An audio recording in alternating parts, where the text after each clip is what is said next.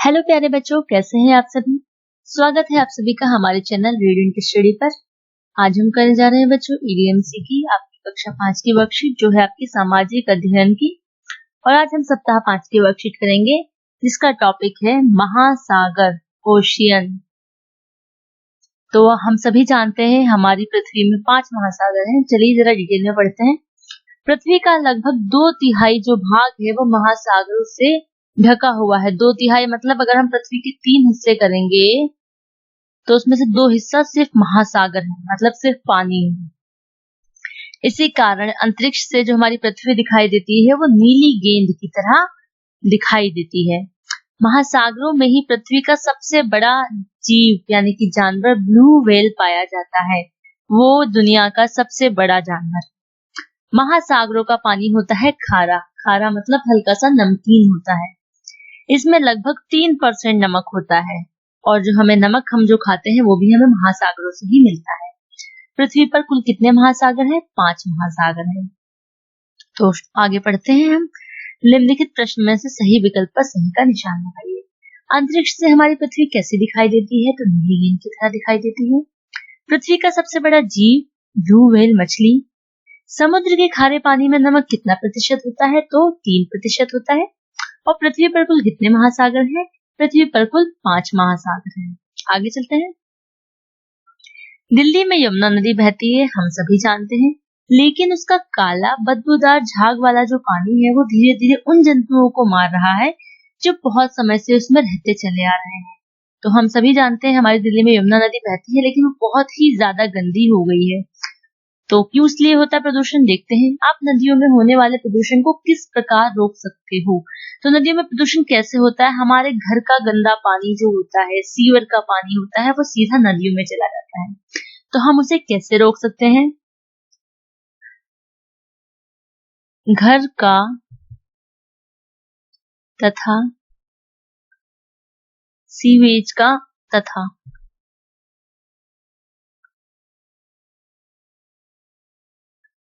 Sewage का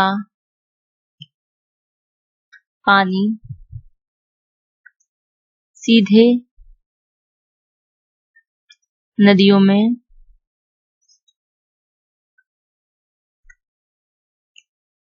नहीं डालना चाहिए।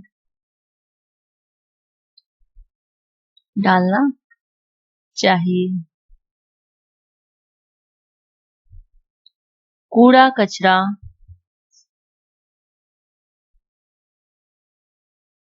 नदियों में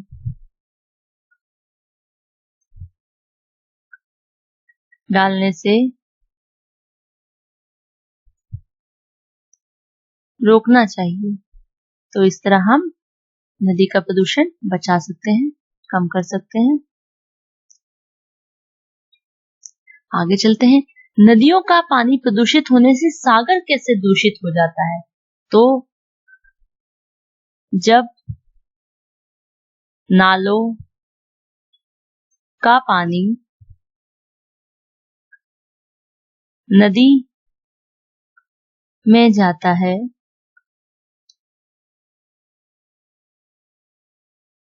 तो अंत में जब नदी सागर में गिरती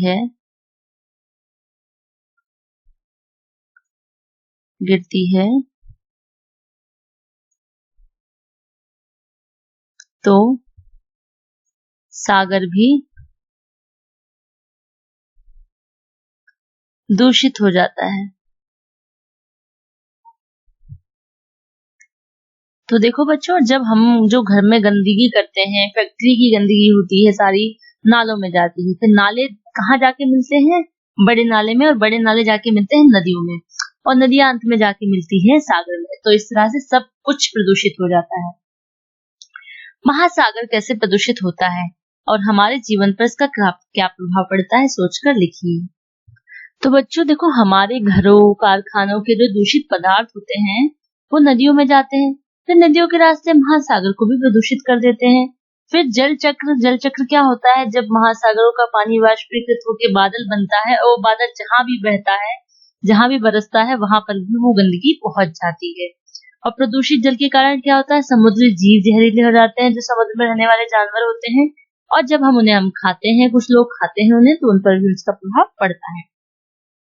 आगे चलते हैं। महासागर से हमें कौन कौन से संसाधन प्राप्त होते हैं, और महासागर से कौन कौन से संसाधन मिलते हैं, इसके नाम लिखेंगे हम। तो महासागर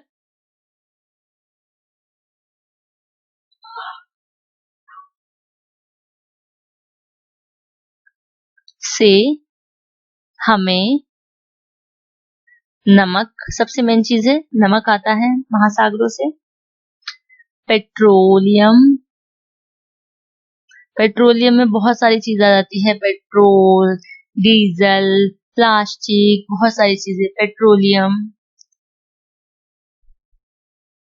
समुद्री भोजन, समुद्री जीव का भोजन, बहुत सारे लोग समुद्री जीव को भोजन के रूप में इस्तेमाल करते हैं, आदि। तथा यातायात का मार्ग होता है, समुद्र के रास्ते बहुत सारी चीजें इधर से उधर जाती हैं, यातायात का मार्ग आदि संसाधन प्राप्त होते हैं। तो ये सब हमें महासागरों से मिलता है, होते हैं। आगे चलते हैं। आधुनिक समय में ऊर्जा व ईंधन का महत्वपूर्ण साधन क्या है? भारत में ईंधन का ही स्रोत किस सागर में स्थित है? तो सबसे महत्वपूर्ण साधन इस समय पेट्रोलियम है। तो पेट्रोलियम ऊर्जा का ऊर्जा व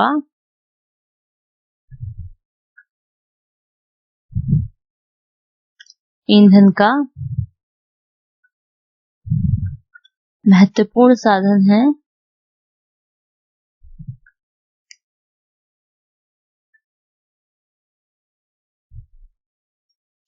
भारत में यह स्रोत अरब सागर में है।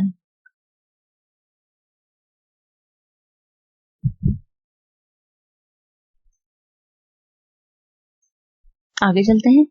संसार की सबसे गहरी गुफा। तो बच्चों, संसार की सबसे गहरी गुफा है फ्रांस में। संसार का सबसे बड़ा सदाबहार वन, तो बच्चों वो है दक्षिणी अमेरिका में। संसार की सबसे बड़ी मूंगा चट्टान, तो बच्चों वो है ऑस्ट्रेलिया में। संसार की सबसे ऊंची पर्वत चोटी एवरेस्ट, तो वो है नेपाल में। और संसार की सबसे ठंडी जगह है अंटार्कटिका। आगे चलते हैं।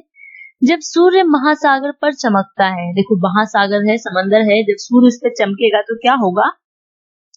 सूरज की गर्मी से क्या होगा? लाखों लीटर जल, क्योंकि जितनी बड़ी जगह होगी उतना ज्यादा जल होगा, वाष्पीकृत हो जाएगा, मतलब भाप बन के ऊपर चला जाएगा, और ऊपर जाके क्या बन जाएगा? बादलों में परिवर्तित हो जाएगा। फिर क्या होगा?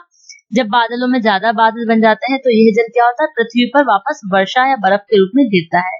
फिर ये बादल बर्फ बन के पहाड़ों पे गिरते हैं, और हमारे यहाँ पे समतल जगह पर पानी भर के बरसते हैं। तो उससे क्या हो गया? समुद्र का पानी हमारे पास आ गया, फिर गिरता है, फिर वो सब नदियों में गिरता है। नदियां और जलधाराएं इस जल को फिर वापस समुद्र में ले जाती है, क्योंकि नदियों में वो पानी गिरेगा और नदियां जाके कहाँ मिलती है? सागर में। तो इस तरह से जल चक्र बनता है। महासागर से पानी आता है, बादल बनता है, गिरता है नदियों में, नदियों से फिर महासागर में जाता है, तो ये चक्र चलता रहता है। इसी को बोलते हैं हम जल चक्र। तो उपरोक्त के आधार पर हमें एक जल चक्र का चित्र बनाना है। तो बच्चों देखिए, ये जल चक्र का चित्र है।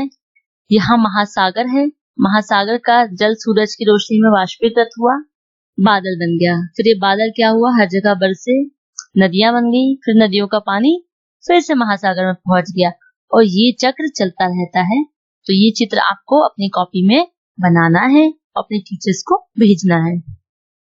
तो बच्चों, इसी के साथ वर्कशीट आपकी कंप्लीट होती है। आपको वीडियो कैसा लगा कमेंट करके जरूर बताइएगा। वीडियो अगर हेल्पफुल लगे तो इसे शेयर कीजिए, लाइक कीजिए, और हमारे चैनल रेडिएंट स्टडी को सब्सक्राइब कीजिए। थैंक यू बच्चों।